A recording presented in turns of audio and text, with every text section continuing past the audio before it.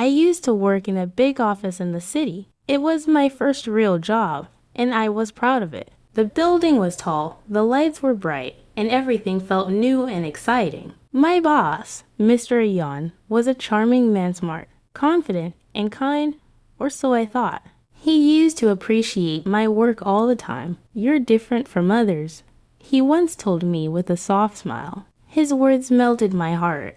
I didn't realize that behind his sweet voice was a man who knew exactly how to use people's emotions. Days turned into weeks, and our conversations became personal. He would bring me coffee, compliment my dress, and stay late in the office just to talk. Slowly, I started falling for him. I knew it was wrong. He was my boss, but love doesn't always listen to logic. One evening, after everyone left, he walked to my desk and said, "You're special to me, not just as an employee." His eyes looked honest, and his voice was gentle. That night, everything changed between us. We started meeting secretly afterward, going out for dinner, and sharing dreams. I trusted him completely, but then things began to change. He became cold, distant, and angry over small things. He stopped replying to my messages and ignored me at work. My heart felt heavy, but I kept hoping he was just busy. One afternoon,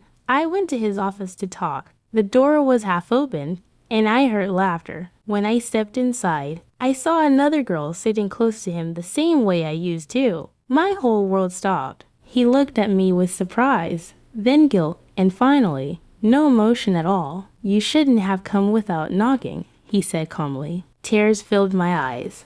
"Who is she?" "Ayan," I whispered. He sighed. "Don't make a scene. You knew what this was. Don't mix work and emotions."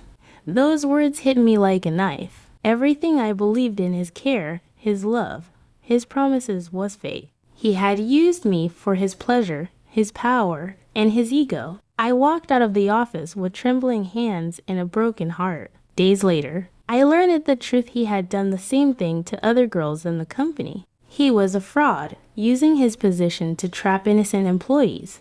But I didn't stay silent. I gathered the courage to report him. With the help of others who suffered because of him, we filed a complaint. Soon, an investigation began. His mask finally fell. The man who once acted like a king of the office was caught for fraud and misconduct. When he was taken away by the authorities, he tried to meet my eyes, but I didn't look at him. I didn't need revenge anymore. Seeing him lose everything was enough. Months later, I got promoted. I worked harder than ever, not to prove anything to him, but to myself. One evening, as I stood by the office window watching the sunset, I smiled softly. The pain had taught me something valuable. Real strength is walking away from the people who never deserved your heart.